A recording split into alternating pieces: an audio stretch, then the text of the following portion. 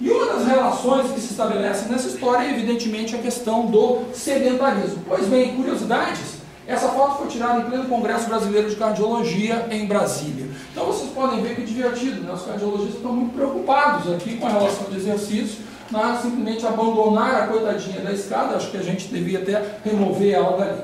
Se vocês prestarem atenção, existe até mesmo um problema arquitetônico. Boa parte dos locais públicos aonde nós vamos, basta ir a um shopping, nós temos dificuldade em acessar a escada fixa. Nós conseguimos chegar com facilidade à escada rolante. Curiosamente, um outro fenômeno também existe, o comportamento do brasileiro.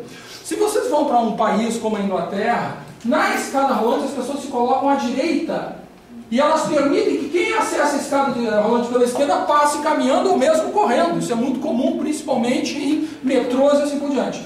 Aqui no Brasil as pessoas vão para a escada rolante para fazer reuniões de negócios, familiares, etc. E tu não consegue passar por elas de jeito nenhum. Então, nós temos um problema, não só arquitetônico, mas também um problema de comportamento frente à relação que se estabelece com esses implementos.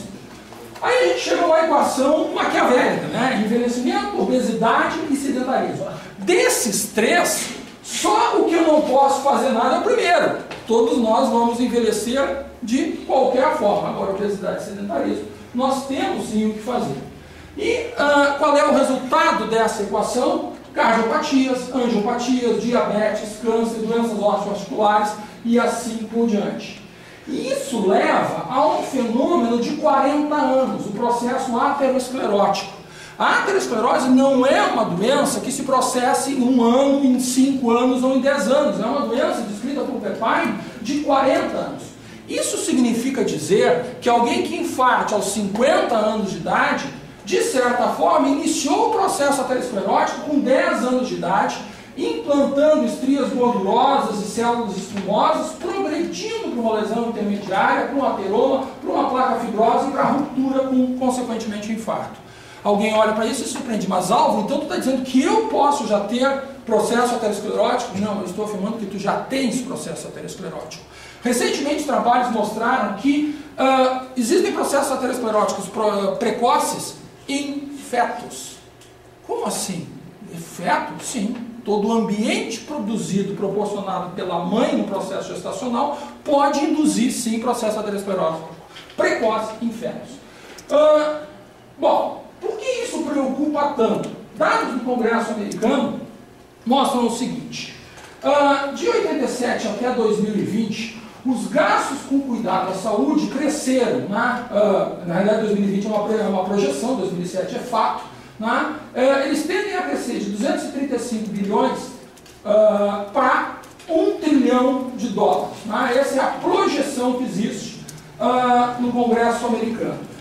Isso representa hoje um gasto de 6,7% do PIB para a realidade americana. Alguém me dizer, 6% para cuidado com saúde é algo aparentemente razoável. O problema não é esse. O problema é quando a gente compara com os gastos de cuidado da saúde relativos à obesidade.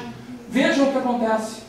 A previsão é que só com obesidade se vai se gastar 6% do PIB. Ou seja, 6,7% contra 6%, na realidade, com outras doenças que não estão relacionadas com a obesidade, é só 0,7% do PIB norte-americano. Essa é a preocupação. E por quê? Porque aí se começa a atacar o órgão mais sensível do corpo humano, o bolso. E isso, obviamente, no caso dos Estados Unidos, pode diminuir a força deles em mandar mais tropa para algum lugar ou alguma coisa nesse sentido. Mas, de qualquer forma, isso é uma preocupação porque está se derivando dinheiro para uma área que, claro, é importante, fundamental, ok, mas que poderia estar se direcionando para a educação, para a pesquisa e para tantas outras áreas. Chegamos um pouquinho mais à frente, chegamos ao senhor Lockwood e Mansfield, que recebe o Prêmio Nobel de Fisiologia em 2003, portanto, bem pouco tempo atrás, pela ressonância magnética. E a partir daí, na realidade, isso já vem de longa data, vários pesquisadores e várias empresas passam a produzir equipamentos de imageamento. E hoje a tecnologia de imageamento permite que a gente veja coisas como essa. Isso aqui é o abdômen de um indivíduo normal, com uma distribuição de gordura. Essas áreas brancas é a distribuição de gordura. Isso aqui é uma tomografia, não é uma ressonância. onde eu tenho distribuição de gordura entre as vistas. E aqui no paciente com diabetes tipo 2. Vejam aqui a quantidade de gordura que toma conta dessa região e, obviamente, com todas as consequências de resistência à insulina, etc, etc. Associado a isso, nós temos tomografia, ressonância, ultrassom, e todas essas técnicas de imageamento, elas tendem ao longo dos anos, a se tornarem mais eficientes, mais baratas e, portanto, mais acessíveis, né? Se a gente olhar, se a gente lembrar dos filmes que a gente via quando era criança, a gente assistia de vez em quando lá um Star Trek, havia um acidente numa nave espacial, aí vinha lá o médico da nave, passava um aparelhinho do tamanho da calculadora e fazia assim, aí ele olhava, deficiência de potássio, né? E parece uma brincadeira, mas ao longo dos anos nós vamos chegar mais ou menos nisso. Não quero fazer o exercício de futurologia da Fundação Rand lá com o computador, mas é mais ou menos isso que a gente imagina. A gente não pode deixar de falar que a ciência do exercício nos permitiu criar equipamentos cada vez mais sofisticados. E esses equipamentos passam pelos sapatos, pelos tênis que os atletas usam, pela vara que o atleta usa, pela própria pista. Vejam aqui a grau de deformação que essa pista oferece à pisada, e isso tudo vai melhorar, com certeza, o desempenho desses indivíduos. Eu tenho que falar, claro, o Fábio Ferdinand vai adorar essa imagem, né, das bicicletas que são produzidas. Essas bicicletas custam milhares de dólares. Então uma Pinarello aqui, italiana, aqui nós temos um outro equipamento que é o Lance Armstrong em plena prova. Essas bicicletas realmente, comparando com as bicicletas que eram utilizadas, quem sabe, há 20, 30, 50 anos atrás, são outra coisa, e isso obviamente afeta o desempenho desses atletas. Recentemente nós vimos a abolição do uso desses equipamentos, que são as roupas de natação, com a chamada pele de tubarão ou coisa parecida. Isso aqui melhoraria o desempenho. Na realidade, é claro que eles continuam usando, mas aquelas roupas de corpo inteiro foram banidas. Hoje eles basicamente usam uma bermuda, que também usa esse tecido, mas o rendimento melhorado pela qualidade desse tecido também melhorou o desempenho desses atletas. A gente não pode esquecer dos Paralímpicos. Então, existem estruturas aqui, cadeiras de roda extremamente sofisticadas, aqui de deslocamento na roda, e aqui uma espécie de bicicleta, onde a propulsão é feita na roda da frente. Essas lâminas, verdadeiras lâminas que propelem o atleta para frente. E o que tem acontecido com esse tipo de equipamento? Eles têm melhorado tanto que hoje já existe a possibilidade do Oscar Pistorius, um australiano, competir com esse equipamento na Olimpíada de Verão, ou pelo menos ele tem tentado isso, conseguiu tempos muito próximos para o índice olímpico, e isso está em discussão, etc, etc. Vamos ver, eu não sei se isso já teve uma resolução final, mas eu costumo comparar esse tipo de evolução tecnológica com a Fórmula 1. Ora, há anos atrás a Fórmula 1 implantou os pneus radial. Hoje qualquer carro popular tem pneu radial. A injeção direta, hoje qualquer carro tem injeção direta. Pois bem, esses equipamentos e todos os outros anteriores vão chegar ao grande público ao longo do tempo. E chegamos então ao período espacial, já estamos montando estações espaciais, etc, etc. Nós temos que nos lembrar que a viagem ao espaço, pela diminuição de ação gravitacional, ela provoca o quê? Osteoporose.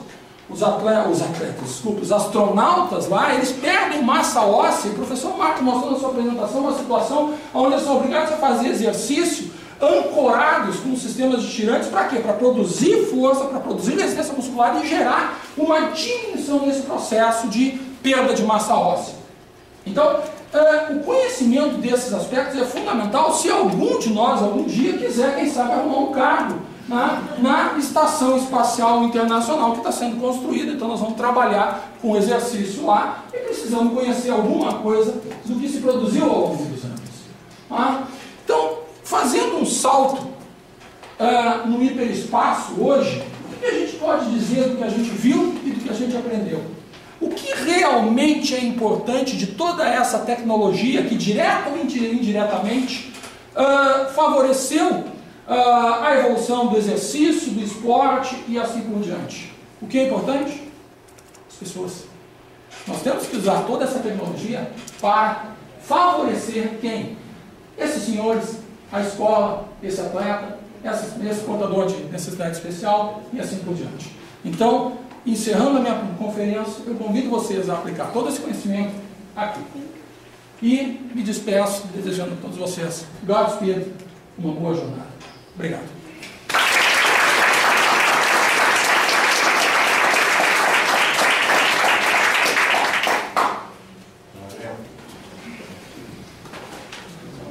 Sim.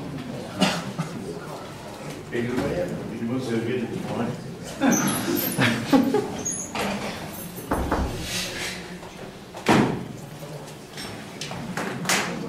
Nós vamos fazer a avaliação, tá?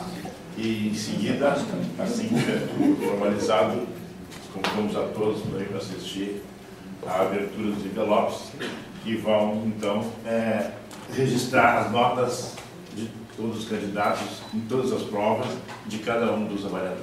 Tá?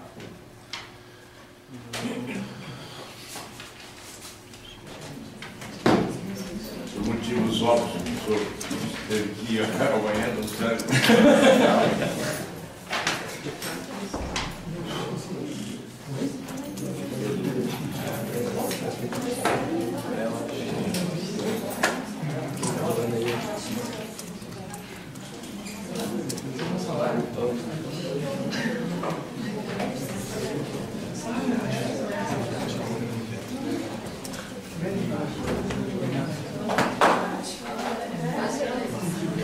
Gostaram da estimação? Para eles controlarem. Tem que baixar uma nota e depois passar isso.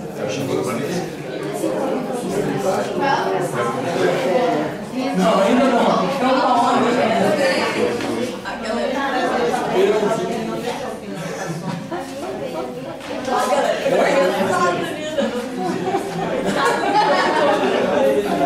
Ninguém foi poupado.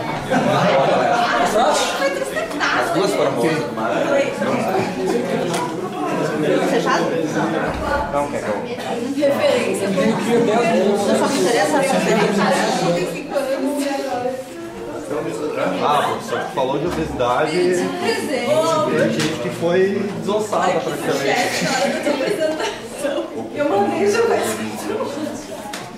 Olha só. Deixaram o Cleiton. Mais uma vez o Cleitinho.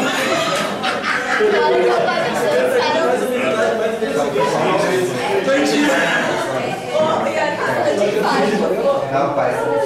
O André vem fantástico. Essa sou eu. Olha quem falando.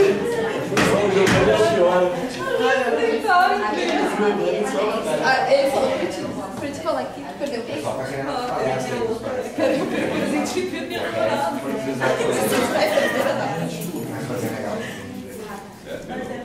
Você vê a cidadã, eu estou lá. Aquela parte lá de simulação. Deixa gravar. Ah, só pra você. Bota na porta aí.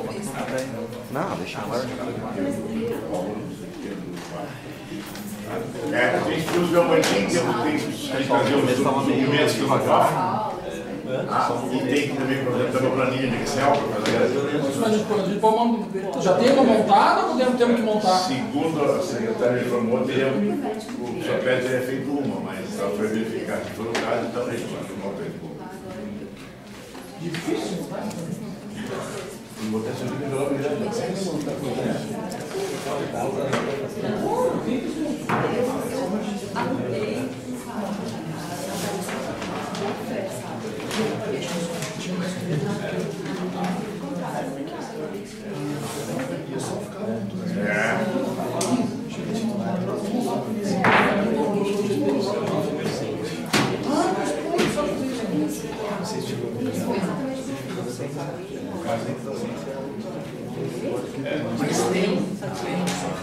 Mas é o próximo titular. É o regime de professo.